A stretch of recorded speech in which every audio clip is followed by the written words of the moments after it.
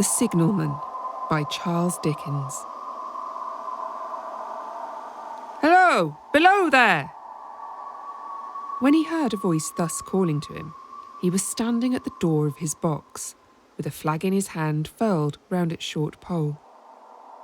One would have thought, considering the nature of the ground, that he could not have doubted from what quarter the voice came, but instead of looking up to where I stood on the top of the steep cutting nearly over his head, he turned himself about and looked down the line. There was something remarkable in his manner of doing so, though I could not have said for my life what, but I know it was remarkable enough to attract my notice, even though his figure was foreshortened and shadowed, down in the deep trench, and mine was high above him, so steeped in the glow of an angry sunset that I had shaded my eyes with my hand before I saw him at all. "Hello! Below!" From looking down the line, he turned himself about again and, raising his eyes, saw my figure high above him. "Is there any path by which I can come down and speak to you?" He looked up at me without replying, and I looked down at him without pressing him too soon with a repetition of my idle question. Just then there came a vague vibration in the earthen air, quickly changing into a violent pulsation, and an oncoming rush that caused me to start back, as though it had forced to draw me down. When such vapour as rose to my height from this rapid train had passed me, and was skimming away over the landscape, I looked down again, and saw him refurling the flag he had shown while the train went by. I repeated my inquiry. After a pause, during which he seemed to regard me with fixed attention, he motioned with his rolled-up flag towards a point on my level, some 200 or 300 yards distant. I called down to him, "All right," and made for that point. There, by dint of looking closely about me, I found a rough zigzag descending path notched out, which I followed. The cutting was extremely deep and unusually precipitate. It was made through a clammy stone that became oozier and wetter as I went down. For these reasons, I found the way long enough to give me time to recall a singular air of reluctance or compulsion with which he had pointed out the path. When I came down low enough upon the zigzag descent to see him again, I saw that he was standing between the rails on the way by which the train had lately passed, in an attitude as if he were waiting for me to appear. He had his left hand at his chin, and that left elbow rested on his right hand crossed over his breast. His attitude was one of such expectation and watchfulness that I stopped a moment, wondering at it. I resumed my downward way, and stepping out upon the level of the railroad, and drawing nearer to him, saw that he was a dark, sallow man, with a dark beard and rather heavy eyebrows. His post was in as solitary and dismal place as ever I saw. On either side, a dripping wet wall of jagged stone excluding all view but a strip of sky. The perspective one way only a crooked prolongation of this great dungeon. The shorter perspective in the other direction terminating in a gloomy red light, and the gloomier entrance to a black tunnel, in whose massive architecture there was a barbarous, depressing and forbidding air. So little sunlight ever found its way to this spot that it had an earthy, deadly smell, and so much cold wind rushed through it that it struck chill to me, as if I had left the natural world. Before he stirred, I was near enough to him to have touched him. Not even then removing his eyes from mine, he stepped back one step and lifted his hand. "This was a lonesome post to occupy," I said, "and it had riveted my attention when I looked down from up yonder. A visitor was a rarity, I should suppose, not an unwelcome rarity, I hoped." In me, he merely saw a man who had been shut up within narrow limits all his life, and who, being at last set free, had a newly awakened interest in these great works. To such purpose I spoke to him, but I am far from sure of the terms I used, for besides that I am not happy in opening any conversation, there was something in the man that daunted me. He directed a most curious look towards the red light near the tunnel's mouth, and looked all about it, as if something were missing from it, and then looked at me. That light was part of his charge, was it not? He answered in a low voice, "Don't you know it is?" The monstrous thought came into my mind as I perused the fixed eyes and the saturnine face. This was a spirit, not a man. I have speculated since whether there may have been infection in his mind. In my turn, I stepped back, but in making the action, I detected in his eyes some latent fear of me. This put the monstrous thought to flight. "You look at me," I said, forcing a smile, "as if you had a dread of me." "I was doubtful," he returned, "whether I'd seen you before." "Where?" He pointed to the red light he had looked at. "There?" I said. Intently watchful of me, he replied, but without sound, "Yes." My good fellow, what should I do there? However, be that as it may, I never was there, you may swear. "I think I may," he rejoined. "Yes, I'm sure I may." His manner cleared, like my own. He replied to my remarks with readiness and in well-chosen words. Had he much to do there? Yes, that was to say, he had enough responsibility to bear, but exactness and watchfulness were what was required of him, and of actual work, manual labour, he had next to none. To change that signal, to trim those lights, and to turn this iron handle now and then, was all that he had to do under that head. Regarding those many long and lonely hours of which I seemed to make so much, he could only say that the routine of his life had shaped itself into that form, and he had grown used to it. He had taught himself a language down here, if only to know it by sight, and to have formed his own crude ideas of its pronunciation could be called learning it. He had also worked at fractions and decimals, and tried a little algebra, but he was, and had been as a boy, a poor hand at figures. Was it necessary for him when on duty always to remain in that channel of damp air, and could he never rise into the sunshine from between those high stone walls? Why, that depended upon time and circumstances. Under some conditions there would be less upon the line than under others, and the same held good as to certain hours of the day and night. In bright weather he did choose occasions for getting a little above these lower shadows, but being at all times liable to be called by his electric bell, and at such times listening for it with redoubled anxiety, the relief was less than I would suppose. He took me into his box, where there was a fire, a desk for an official book in which he had to make certain entries, a telegraphic instrument with its dial, face and needles, and the little bell of which he had spoken.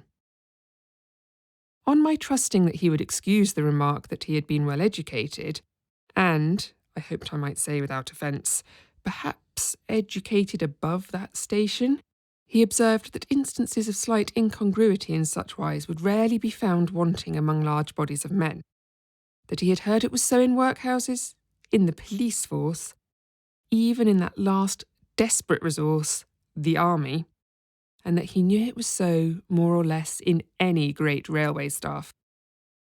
He had been, when young, if I could believe it, sitting in that hut, he scarcely could, a student of natural philosophy, and had attended lectures. But he had run wild, misused his opportunities, gone down, and never risen again. He had no complaint to offer about that. He had made his bed, and he lay upon it. It was far too late to make another. All that I have condensed here he said in a quiet manner, with his grave, dark regards divided between me and the fire.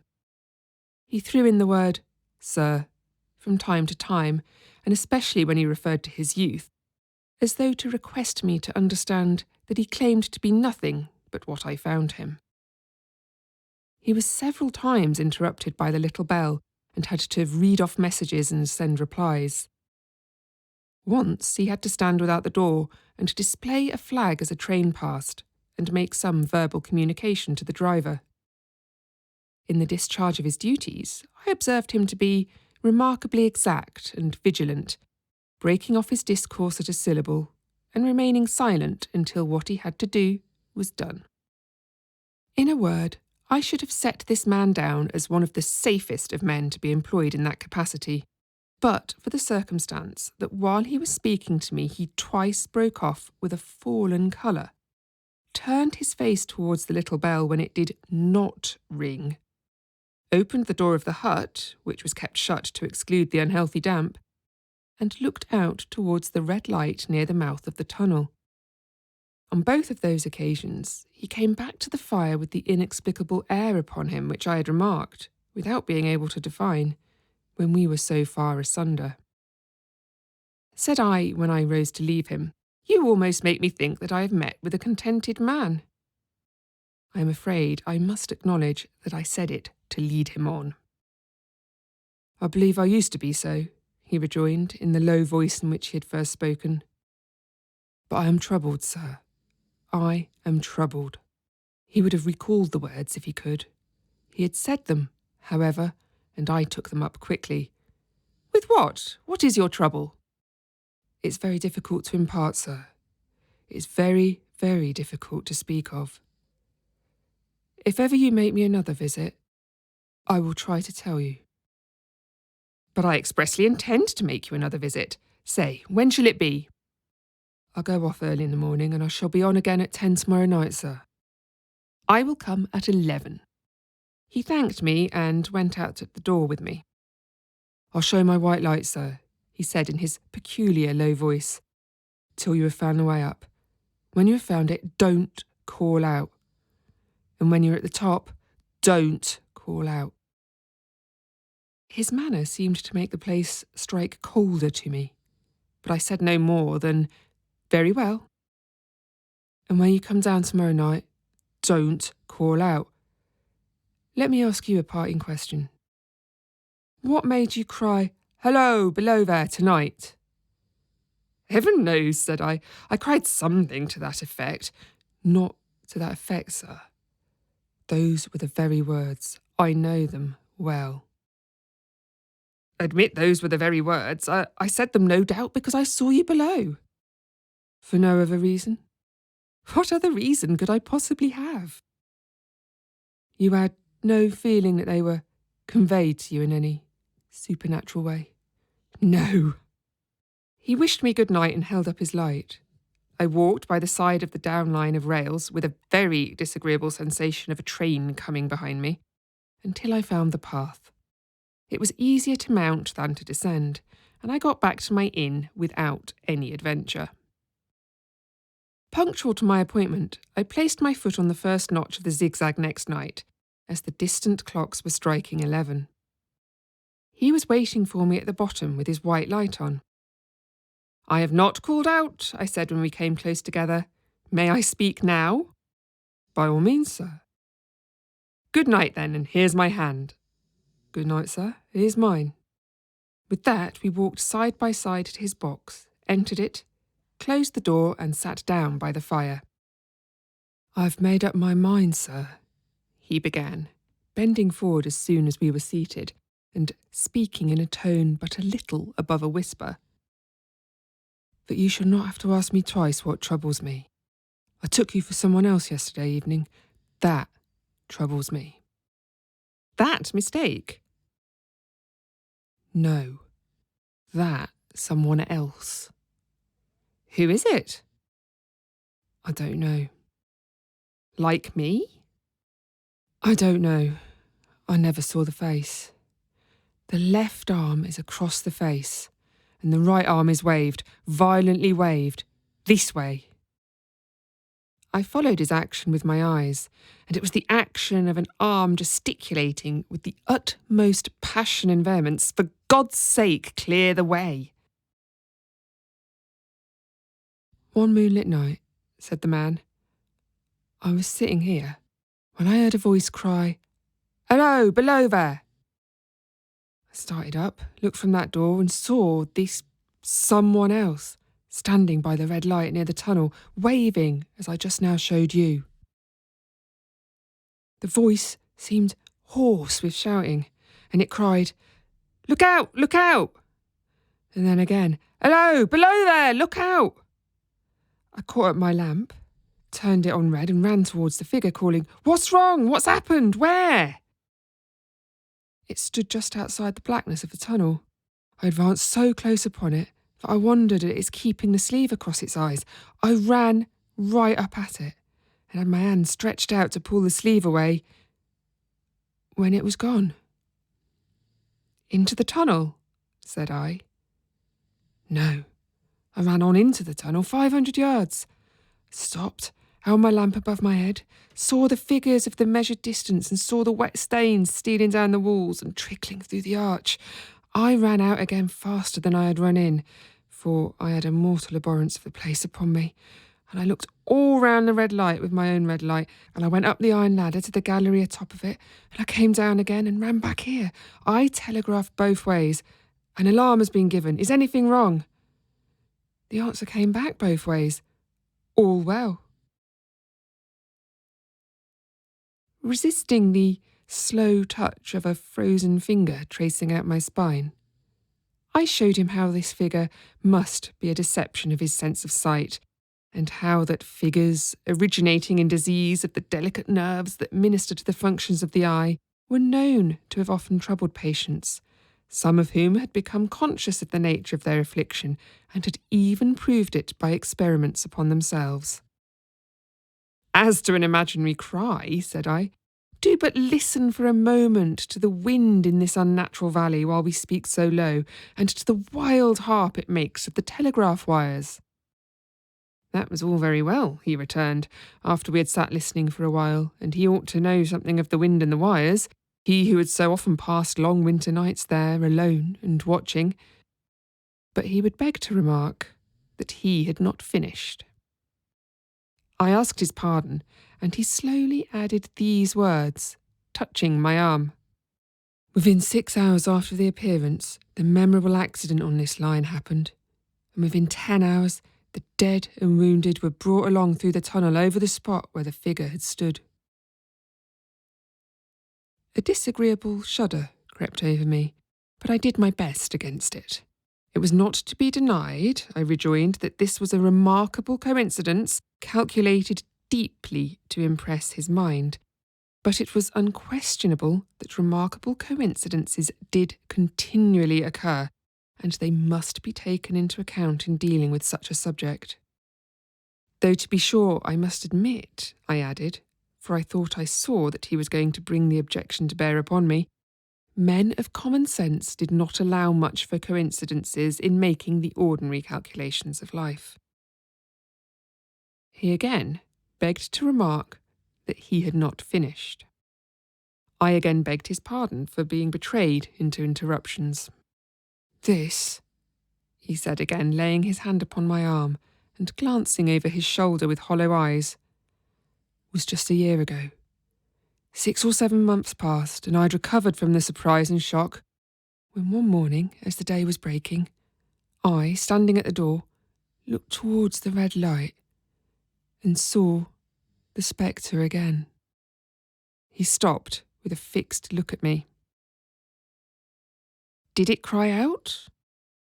"No, it was silent." "Did it wave its arm?" "No. It leaned against the shaft of the light with both hands before the face, like this." Once more I followed his action with my eyes. It was an action of mourning. I have seen such an attitude in stone figures on tombs. "Did you go up to it?" "I came in and sat down, partly to collect my thoughts, partly because it had turned me faint. When I went to the door again, daylight was above me, and the ghost was gone." "But nothing followed? Nothing came of this?"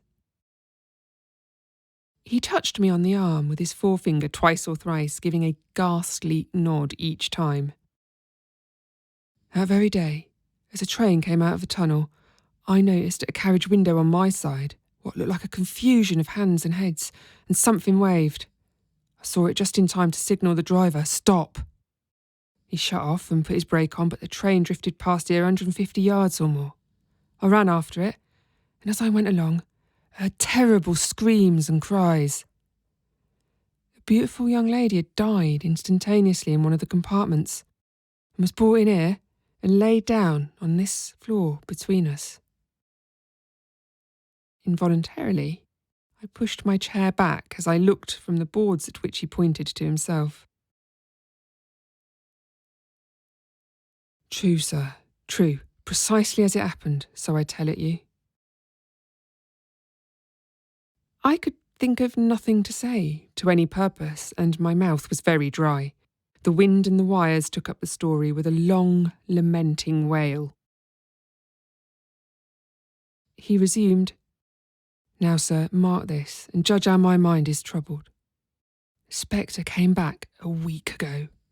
Ever since it's been there, now and again, by fits and starts." "At the light?" "At the danger light." "What does it seem to do?"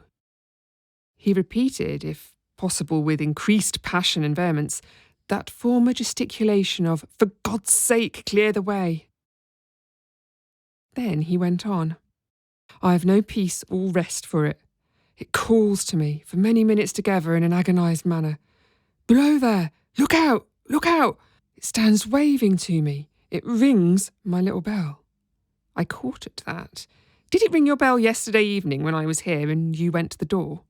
"Twice." "Why, see," said I, "how your imagination misleads you. My eyes were on the bell, and my ears were open to the bell, and if I am a living man, it did not ring at those times, no, nor at any other time, except when it was rung in the natural course of physical things by the station communicating with you." He shook his head. "I've never made a mistake as to that yet, sir. I have never confused the spectre's ring with a man's. The ghost's ring is a strange vibration in the bell, that it derives from nothing else, and I have not asserted that the bell stirs to the eye. I don't wonder that you failed to hear it. But I heard it." "And did the spectre seem to be there when you looked out?" "It was there." "Both times?" He repeated firmly, "Both times." "Will you come to the door with me and look for it now?" He bit his underlip as though he were somewhat unwilling, but arose. I opened the door and stood on the step, while he stood in the doorway. There was the danger light. There was the dismal mouth of the tunnel. There were the high, wet stone walls of the cutting. There were the stars above them. "Do you see it?" I asked him, taking particular note of his face. His eyes were prominent and strained, but not very much more so, perhaps, than my own had been when I had directed them earnestly towards the same spot. "No," he answered. "It's not there." "Agreed," said I. We went in again, shut the door, and resumed our seats.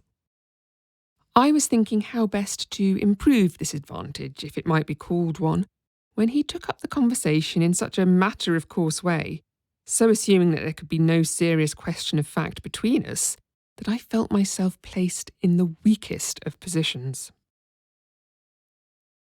"By this time you'll fully understand, sir," he said, "that what troubles me so dreadfully is the question, what does the spectre mean?" I was not sure, I told him, that I did fully understand. "What is its warning against?" he said, ruminating, with his eyes on the fire and only by times turning them on me. "What is the danger? Where is the danger? There's danger overhanging somewhere on the line. Some dreadful calamity will happen. It's not to be doubted this third time after what has gone before. But surely this is a cruel haunting of me. What can I do?" He pulled out his handkerchief and wiped the drops from his heated forehead. "If I telegraph danger, on either side of me or on both, I can give no reason for it," he went on, wiping the palms of his hands. "I should get into trouble and do no good. They would think I was mad. This is the way it would work. Message, danger, take care. Answer, what danger, where? Message, don't know, but for God's sake take care. They would displace me. What else could they do?" His pain of mind was most pitiable to see. It was the mental torture of a conscientious man, oppressed beyond endurance by an unintelligible responsibility involving life. When it first stood under the danger light, he went on, putting his dark hair back from his head and drawing his hands outward across and across his temples in an extremity of feverish distress. Why not tell me where that accident was to happen, if it must happen?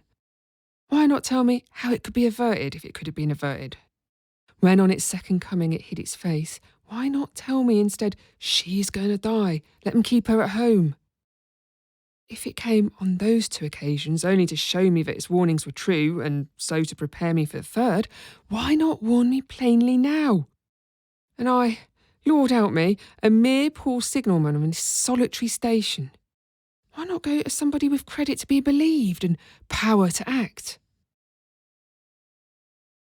When I saw him in this state, I saw that for the poor man's sake, as well as for the public safety, what I had to do for the time was to compose his mind. Therefore, setting aside all question of reality or unreality between us, I represented to him that whoever thoroughly discharged his duty must do well, and that at least it was his comfort that he understood his duty, though he did not understand these confounding appearances.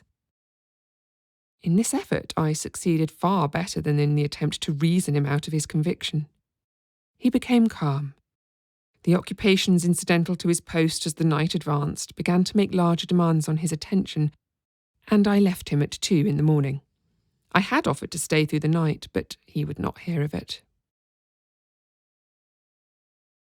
That I more than once looked back at the red light as I ascended the pathway, that I did not like the red light, and that I should have slept but poorly if my bed had been under it, I see no reason to conceal.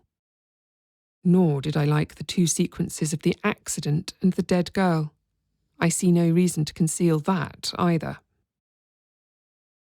But what ran most in my thoughts was the consideration how ought I to act, having become the recipient of this disclosure. I had proved the man to be intelligent, vigilant, painstaking and exact. But how long might he remain so in his state of mind? Though in a subordinate position, still he held a most important trust, and would I, for instance, like to stake my own life on the chances of his continuing to execute it with precision? Unable to overcome a feeling that there would be something treacherous in my communicating what he had told me to his superiors in the company, without first being plain with himself and proposing a middle course to him, I ultimately resolved to offer to accompany him, otherwise keeping his secret for the present, to the wisest medical practitioner we could hear of in those parts, and to take his opinion. A change in his time of duty would come round next night, he had apprised me, and he would be off an hour or 2 after sunrise and on again soon after sunset. I had appointed to return accordingly. Next evening was a lovely evening, and I walked out early to enjoy it. The sun was not yet quite down when I traversed the field path near the top of the deep cutting. I would extend my walk for an hour, I said to myself, half an hour on and half an hour back, and it would then be time to go to my signalman's box. Before pursuing my stroll, I stepped to the brink and mechanically looked down from the point from which I'd first seen him. I cannot describe the thrill that seized upon me when, close at the mouth of the tunnel, I saw the appearance of a man with his left sleeve across his eyes, passionately waving his right arm. The nameless horror that oppressed me passed in a moment, for in a moment I saw that this appearance of a man was a man indeed, and that there was a little group of other men standing at a short distance to whom he seemed to be rehearsing the gesture he made. The danger light was not yet lighted. Against its shaft, a little low hut entirely new to me had been made of some wooden supports and tarpaulin. It looked no bigger than a bed. With an irresistible sense that something was wrong, with a flashing, self-reproachful fear that fatal mischief had come of my leaving the man there and causing no one to be sent to overlook or correct what he did, I descended the notched path with all the speed I could make. "What is the matter?" I asked the men. "Signalman killed this morning, sir." "Not the man belonging to that box?" "Yes, sir." "Not the man I know?" "You will recognise him, sir, if you knew him," said the man who spoke for the others, solemnly uncovering his own head and raising an end of the tarpaulin. For his face is quite composed. "Oh, how did this happen? How did this happen?" I asked, turning from one to another as the hut closed in again. "He was cut down by an engine, sir. No man in England knew his work better, but somehow he was not clear of the outer rail. It was just at broad day. He had struck the light and had the lamp in his hand. As the engine came out of the tunnel, his back was towards her and she cut him down. That man drove her and was showing how it happened. Show the gentleman, Tom." The man, who wore a rough dark dress, stepped back to his former place at the mouth of the tunnel. "Coming round the curve in the tunnel, sir," he said. "I saw him at the end like as if I saw him down a perspective glass. There was no time to check speed, and I knew him to be very careful. As he didn't seem to take heed of the whistle, I shut it off when we were running down upon him and called to him as loud as I could call." "What did you say?" "I said, 'Below there, look out! Look out, for God's sake, clear the way!'" I started. It was a dreadful time, sir. I never left off calling to him. I put this arm before my eyes not to see, and I waved this arm to the last, but it was no use. Without prolonging the narrative to dwell on any one of its curious circumstances more than any other, I may, in closing it, point out the coincidence that the warning of the engine driver included not only the words which the unfortunate signalman had repeated to me as haunting him, but also the words which I myself, not he, had attached, and that only in my own mind, to the gesticulation he had imitated.